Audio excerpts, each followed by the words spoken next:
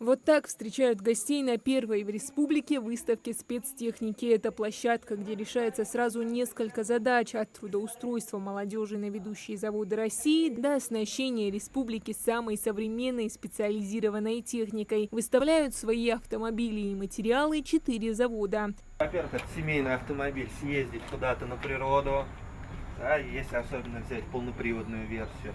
Либо это перевозка бизнеса каких-то сотрудников там, от одной точки до другой. В числе приглашенных гостей представители министерств и ведомств Ингушетии. Их внимание сосредоточено на технике для жизни. Вот этот современный автобус, предусматривающий удобные места для инвалидов, мог бы сделать маршруты республики комфортнее. А эта машина скорой помощи, вездеход, укомплектованный по последнему слову техники, потенциальный новый автомобиль для больниц горной местности республики. Для водителя удобства есть много, и для персонала есть удобства. Можно его комплектовать медицинским оборудованием, каким мы хотим. В плане этого очень неплохой транспорт. Сотрудничество – ключевое слово этой выставки. Например, завод «Магна» предлагает свою продукцию для всей этой техники и ищет партнеров в регионе. Так экономика Ингушетии интегрируется в общероссийские производственные цепочки. Регион очень перспективный, мы хотим развития, так же как и на региону, ну и в целом сама как компания производственная. Мы потребителю будем предлагать высококачественную продукцию, которая в вашей эксплуатации и условиях эксплуатации приведет только улучшение работы двигателя.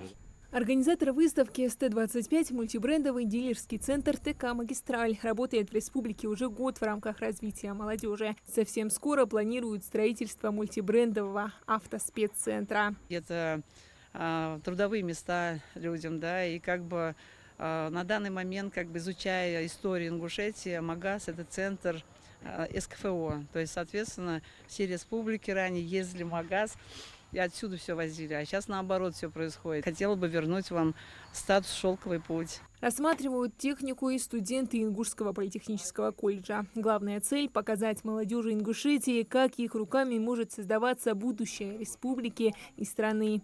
Именно эти автомобили все, они абсолютно разные, интересные, каждый по-своему уникален. Особенно мне выделился вот этот вот «Газель». Вроде бы она как обычная, коротенькая, и вроде показалась неуклюжей, но внутри она выглядит прям люксовый автомобиль. Прям замечательная конфетка. На этой выставке задачей перед собой организаторы ставят создать надежный мост между талантливой молодежью Ингушетии и ведущими промышленными предприятиями страны с помощью стажировки, предлагаемой студентам. Данное выступление очень полезно как для студентов, будучи практиковаться в их заводе. Если стажировка удачная, есть возможность работать на их заводе, что очень бы хотелось. И возможность иметь карьерный рост, будучи на заводах Российской Федерации. Первая в Ингушетии выставка спецтехники – это четкий сигнал для молодежи. Ваши амбиции здесь ценят и готовы поддержать. Сигнал для бизнеса. Республика открыта для новых партнерств и технологий. Хадиджа Ивлоева, Мухаммад Яндиев, МАГАС 24.